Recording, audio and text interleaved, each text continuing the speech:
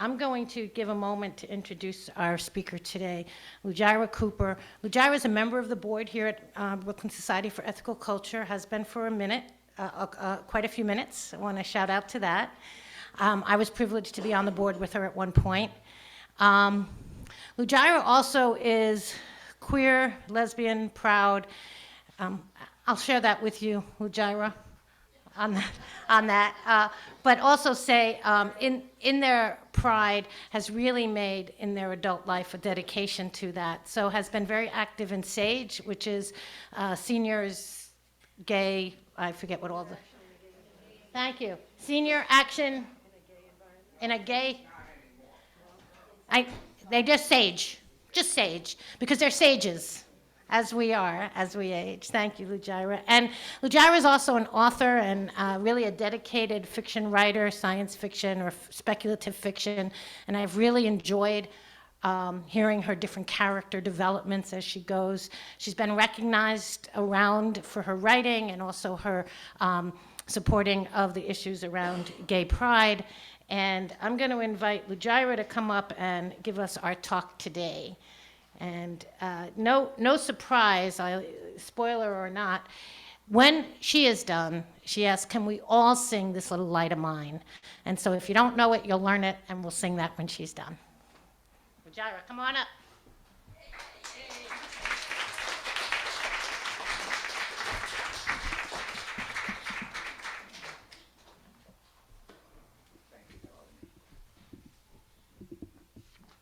In case my thing goes out of order. I'm having trouble connecting to the internet. Check your Wi-Fi network connect. Shut up. Good morning. Good morning. Happy Pride. I'm having trouble connecting to the internet. Check your Wi-Fi network connection by going to settings. Siri, be quiet. I knew that was going to happen. That's why I brought paper. It's not what I wanted to use. Anyway, Happy Pride. We're looking at pride, celebration, sorrow, and change. June commemorates the Stonewall Uprising, when the LGBTQ plus community shook off the shackles of police intimidation. Like Women's History Month, Black History Month, and Indigenous Peoples Day, why they only have a day, I don't get it, but anyway. It's about heritage reclamation and saluting the ancestors who struggled for respect. It permits, a disastrous word, acceptance. According to Britannica.com, pride is a feeling. You respect yourself and deserve to be respected by other people. It's about a group or personal decisions. Circle in Washington, it's a Palestinian organization, said, we want to share our story from our perspective, who we are, where we come from. Because for too long, our stories have been told by others who portray us often through negative stereotypes. No one can tell a group story better than its own members. Octavia Butler said, people have a right to call themselves whatever they want. That doesn't bother me. What bothers me is it's the other people doing the calling. Roland Martin says the same thing about Black folks telling their own stories. Pride shows resilience. Recently, I ran into this older gentleman in the street and I asked him what was pride. And he said, pride means being happy and pushing out into the world who I am. Pride Month gives this mosaic community a chance to shout, we are still here despite past and present efforts to eliminate us. It gives this ignored, marginalized, forgotten, and demonized group a chance to be jubilant in their survival. SAGE, an organization advocating for LGBTQ plus seniors, says, we refuse to be invisible. Though some, because of the current climate, may choose to be less so. However, not seeing oneself creates a void. It leads to, I can't do or be something. During this month, we celebrate and mourn. Loss, though, can spur people and/or organizations to action. We in the LGBTQ plus community rejoice in the courage of the Stonewall Uprising against police brutality. And yet, Here in 2023, we mourn our trans brothers and sisters unmercifully attacked. So while we celebrate, think of the possible loss of freedom to be who we are. Pride Month celebrates the strength and resilience of the LGBTQ plus community. It unveils same-sex loving people, not as monsters under the bed, but mothers, fathers, daughters, sons, uncles, aunts, sisters, and brothers. You know, ordinary folk. This community has survived incarceration, invisibility, and AIDS. However, it is not a monolith. Neither are the people of color, Asians, women, Hispanic, Arab, Jews, nor any other group. That's what is forgotten. Each group is a montage of cultures, traditions, education, and rituals. The one thing these groups have in common is they are human and have rights. Some of our recent successes include 2013 cheering Edie Windsor's victory in the Supreme Court, allowing same-sex couples to pass on inheritance without exorbitant death taxes. 2017 brought the Obergefell versus B. Hodge case guaranteeing marriage equality to homosexuals. Other breakthroughs include same-sex couples being able to foster and adopt children. Think of Pete Buttigieg and Chasten. However, we've been blinded by our accomplishments, not realizing there are forces working to turn the clock back. More on that later. Heroes and heroines. We have times of celebration to acknowledge the heroic warriors who fought to survive, live, and thrive. We revere our individual and group visible and hidden figures who John Lewis would say brought good trouble. Remember Marsha P. Johnson and Sylvia Rivera. The Stonewall Uprising erupted out of anger at the treatment received from the police and even bar owners. It was the LGBTQ plus community echoing Fannie Lou Hamer's "I'm sick and tired of being sick and tired." ACT UP was an AIDS pandemic response. The work of this group brought legislative changes through direct action, medical research, treatment, and advocacy. Additional icons include the chief architect of the 1963 March on Washington, Bayard Rustin. Rustin sublimated his homosexuality for the greater good and probably suffered for it. However, he did say we need in every community a group of angelic troublemakers. He also believed in intersectionality. These icons have worked to create a more equitable world, fighting the wrongs they saw, sometimes at great peril. As we've said, we light candles against the shadows of our times as a sign of our standing together, sometimes at great risk. Standing up against darkness is a terrifying journey.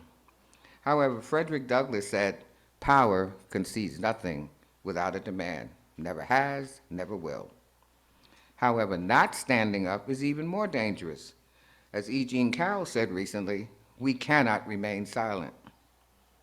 During Pride Month, we in the LGBTQ plus community celebrate our successes and mourn our losses, not just lives, but also opportunities. Think of World War II's hero, Alan Turing. He broke the Enigma code with help, and yet was chemically castrated because of his homosexuality and committed suicide.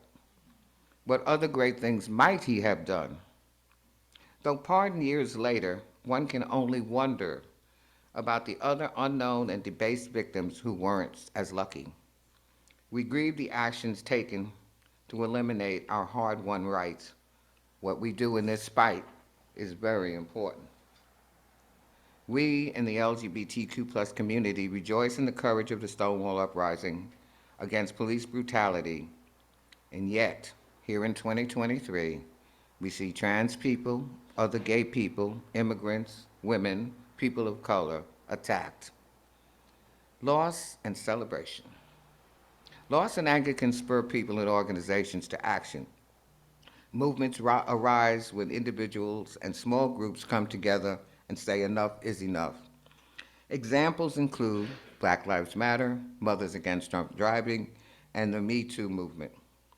Also, think of Emmett Till's open casket. It galvanized the civil rights movement.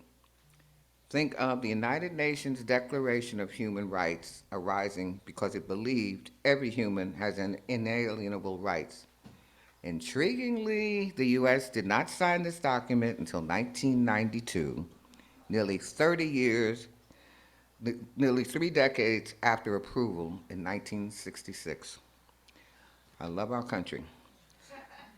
We here at BSEC and in our larger organization, the American Ethical Union, can be the catalyst, beacon, lightning rod against the encroaching virus of fascism enveloping our world. Our BSEC community is a mosaic of communities. Each member has endured the sorrow of loss and the exaltation of success. Right now, our community, family, is going through its sorrows.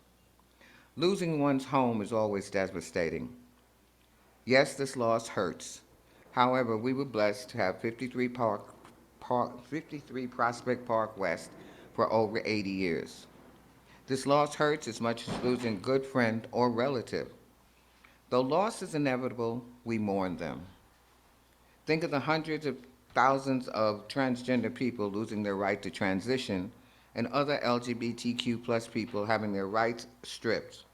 States are stripping the education curriculum, so it only reflects the revisionist history they want. As these losses escalate, it's a fantastic time for BSEC to step out to change the community and the world. This is crosswords time for BSEC. It's a time of great possibilities. Although we lose our cherished home, we step out into the unknown as we have all done before. Examples: new house, relationships, baby, or job. We grieve for some time. This loss will pass quickly, and others may feel it indefinitely. And yet, we must take pride in BSEC's accomplishments, knowing it will do much more and even better in the future. We can celebrate the Coffee House, Lucy's Children, the Brooklyn Society of Writers, Ethics for Children, Ethical Living, and our Ethical Action Education Committees. Our home was a stepping stone for us fledglings. Now it's time to fly. Maybe with the rebirth of who we are, we can now expand programs to be more influential in the community and the greater world. Loss and celebration are intertwined, and yet we need to remember the only constant in life is change. Felix Adler, our beloved founder, said, "We cannot adopt the way of living that was satisfactory 100 years ago. The world in which we live has changed, and we must change with it." As we leave our cherished home, we look to the future. We aspire to be a beacon of light in the darkness. It's time to grow as a diverse, impactful, and loving community. It is time to step out into the unknown and be the lighthouse the world needs. Adrienne Rich said, "Change is not a threat to your life, but an invitation to live." Scary times ahead. Yes, this is a time of celebration, yet it's also a time to be wary. Vigilance is important now. Did you really think the destruction of Roe v. Wade would stop there? Well, I didn't. When the abortion rights was turned over to the states, I predicted next would be Loving v. Virginia and the right to marry for the LGBTQ plus community. Most recently, Tennessee passed a law allowing county clerks to deny licenses to LGBTQ individuals, interracial, or interfaith couples. Though, as of now, it still withholds the Right to Marriage Act. My question, but how long? Gutting the Voting Rights Bill, actually gutting the Voting Rights Act, has allowed states to create hardships that suppress voting. The dismantling has begun. We celebrate the days and months of marginalized people because it's obvious there are groups who want to strip the rights of any group not like them. Each group needs times of celebration to commemorate its struggles, and as a reminder to remain free, one must fight as a coalition. Bayard Rustin said, to fight injustice, you have to join every other movement for freedom of people. Therefore, join the movement as individuals against anti-Semitism, the rights of Hispanics, women, and gays. In other words, I think that each movement has to stand on its own feet, he says, because it has a particular agenda, but it can ask other people. Meaning allies are very necessary cogs in the wheel to fight injustice. We need to get out of our silos. For those who watch Star Trek Next Generation, remember the Borg said resistance is futile. But think about this. Non-resistance is death, spiritually, mentally, emotionally, and sometimes physically. Elie Wiesel said, there may be times when we are powerless to prevent injustice, but there must never be a time when we fail to protest. As members of BSEC, we believe in the philosophy of deed before creed. MLK said, injustice anywhere is a threat to justice everywhere. This leads us to continue our duty to fight for the individual and collective rights of all. This Pride Month, rejoice at our gains. However, remember there are dark forces waiting not only to strip LGBTQ rights, but also of immigrants, people of color, and women. Be vigilant and vocal against these forces. As Audre Lorde said, your silence will not protect you. Another path down the darkest realm to the darkest realms of the underworld, I didn't say hell, you notice, is the banning of books and the changes in school curricula. Oklahoma has banned A Raisin in the Sun by Lorraine Hansberry. Another book banned by somebody was To Kill a Mockingbird by Harper Lee. Jerry O. Harris, who's currently producing Hansberry's The Sign in Sidney Brewster's Window, said banning is running against truth. Also, guess what? In Florida, of all places, of course, Amanda Gorman's poetry and Roberto Clemente's bio have been banned. Yeah. Going further down the proverbial well of disinformation is DeSantis' new bill killing diversity in universities. Judge Mark E. Walker, the federal judge who blocked the woke bill, said it best. Professors enjoy academic freedom so long as they express only those viewpoints of which the state, which he capitalizes state, approves. Every day there seems to be an avalanche of laws to protect supposed white supremacy. Underestimating these forces at work is to your peril. We need to wake up. Cisgender white females may think they're immune. They're not. Atwood's Handmaid's Tale made this obvious. To stay home, birth babies to create oppression warriors. If you saw the movie or read the book, remember what happened to Serena Joy. Look at what happened in It Can't Happen Here to black people. No lawyers, doctors, or engineers. No teaching above elementary school. So people of color who believe the stories, beware. They will come for you. My gay brothers and sisters, you'll be sent to conversion camps or killed outright. What do? I have some steps outlined below.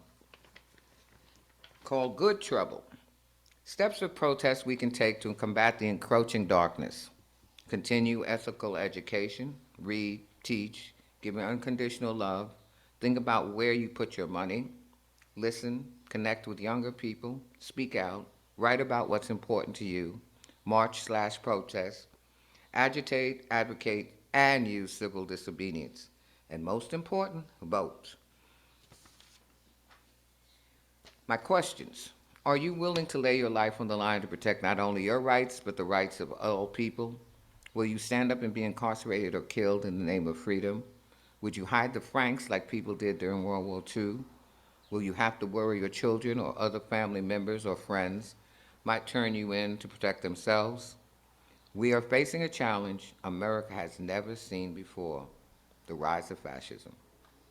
And by the way, remember, Hitler was democratically elected and used Jewish people, Romanis, the disabled, and homosexual communities as scapegoats to tighten power. Book burning is dangerous. Zealots taking over education is dangerous. Eliminating dissent is dangerous. Frederick Douglass said, "Liberty is meaningless where the right to utter one's thoughts and opinions has ceased to exist. That of all rights is the dread of tyrants, which they will first of all strike down. They know its power."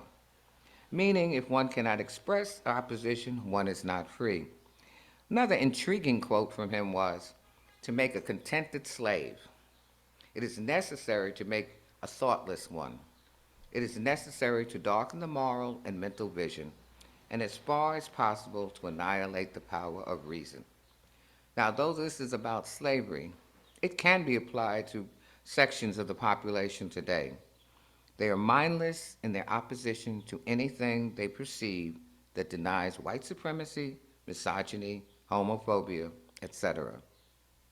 We at BSEC can be a beacon to the downtrodden, maligned, and marginalized. We can take on this challenge before us to make the world better. Our ethical living, ethics for children, ethical action education are the lighthouses signaling hope to those drowning. We can take pride in what we've done and reach out to do more amazing things to combat the encroaching darkness. Are you willing to step up? From Parable of the Talents by Octavia Butler, my favorite author, she said, "Choose your leaders with wisdom and forethought. To be led by a coward is to be controlled by all the coward fears. To be led by a fool is to be led by the opportunists who control the fool. To be led by a thief is to offer up your most precious treasures to be stolen. To be led by a liar is to ask to be told lies. And to be led by a tyrant is to sell yourself and those you love into slavery." I leave you with this Sojourner Truth quote: "Life is a hard battle anyway. If we laugh and sing a little as we fight the good fight of freedom, it makes it all go easier. I will not allow my life's light to be determined by the darkness around me. To all I say, happy Pride."